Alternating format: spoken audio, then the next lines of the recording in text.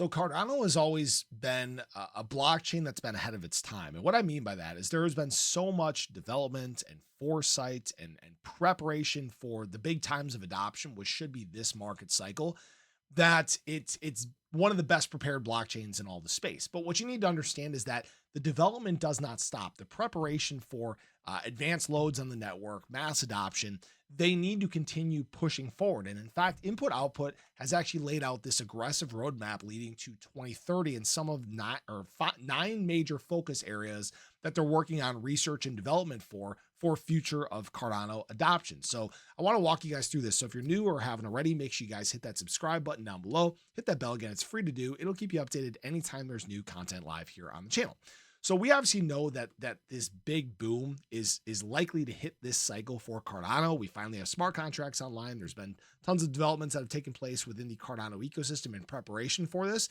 And now the last thing you just need is use. Again, we're still waiting for big times of DeFi demand, which are not here quite yet. They usually come later in the market cycle. And we don't know, obviously, how the Cardano blockchain is going to handle this. I'm guessing it's pretty well because they've done such a good job of being prepared for these things. But what you need to know is that there is adoption that's going to happen beyond this cycle. When we're talking about moving from 400 million users in crypto to 800 million users by the end of this market cycle to billions in the next market cycle, you need to be able to handle the load that comes with that. You need to be able to handle, for example, something like world infrastructure, which is one of the first things that they're talking about working on. So first of all, the world's operating system, secure smart contract programmability for high assurance applications and decentralized finance. We've always talked about Cardano being the blockchain that can handle the world's infrastructure. And frankly, it can through partner chains, through Hydra. These are all things that have been in preparation for this. And obviously we're going to get a much better gauge as the cycle goes on about the demand that is necessary, or the demand that will be coming to this, right? The other thing they're going to be working on as well is OralBorrows Omega. So scaling the OralBorrows protocol stack for fair, fast, and high bandwidth transaction settlement. So this must even be beyond OralBorrows Laos. So Tokenomicon, a robust layer one that offers economic stability and growth, supporting services with diverse, predictable, and fair pricing schemes. Won't go too much into that. 4, global identity. Next level identity and credential layer with seamless integration into dApps, services, and governance. So if you guys remember, this global identity has been talked about for a while. We've talked about global identity in terms of Africa as well. And we haven't really gotten much in terms of that, but this is good. Nice to see that this hasn't just kind of fallen off the train, right? Democracy 4.0, enabling sound decision-making and system governance, guaranteeing voting rights and incentivizing well-informed contributions by all stakeholders. And we know that voting has been a big topic of discussion as of late. I know some people have talked about the cumbersome nature of voting in Cardano in general. And I'm sure over time there will be different front ends that are built out for this, making the process much, much easier. Because you have to remember, you're really not seeing this anywhere in crypto right now. There's going to be some clunks along the way getting to the final process, right? Or the final outcome. Final process. The internet hydrated. A versatile and flexible layer 2 protocol suite for high throughput and lightning speed transaction processing. So right now what we're seeing is the early iteration of Hydra, and it is going to be developed on and built out over time, making it more seamless, easier to use, and to have even higher utility than it does currently. So Interchange, secure bridges to enable seamless communication and dApps across interconnected blockchain networks. So if you guys remember, this is from actually a while ago. There was these discussions about EVM compatible apps through Cardano wallets.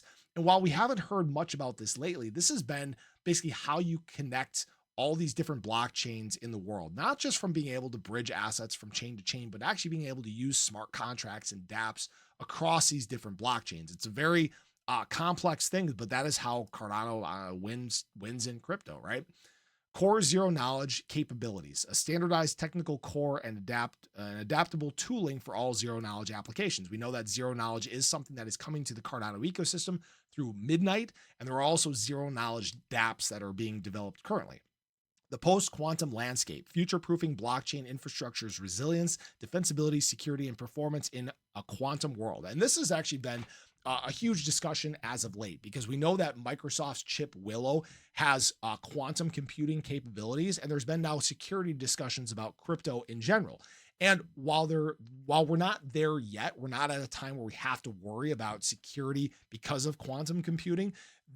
The timeline that has been laid out is somewhere between 2 to 6 years. So they want to prepare for this major advancement in terms of security, and basically making Cardano a quantum resistant chain. Hopefully that makes sense. And I just wanted to take you guys briefly through this, because this is all very aggressive, visionary stuff that you're not seeing really anywhere else in blockchain. And while some people might let this go over their heads and say, oh, this isn't a big deal, blah blah blah, I want us to look back in like 2 years time, 3 years time, and really understand how important these developments are.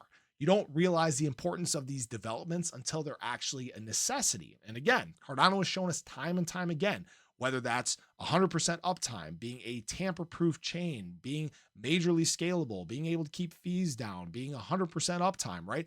These are things that are so important in today's age, and these are probably the biggest reasons why Cardano is going to be a chain that's adopted in a big, big way throughout the world. So I appreciate you guys as always. I hope you guys enjoyed the video. Let me know your thoughts below. I know this one didn't have to do with price, but understand that with these type of developments comes adoption. And adoption is what really boosts price. So this is stuff that could in fact be very, very instrumental in Cardano's growth long term, and may in fact affect ADA's price in a very positive way. So let me know your thoughts. Appreciate you guys as always. Have a great day. Show your love below. I'll catch you guys in the next one. Take care.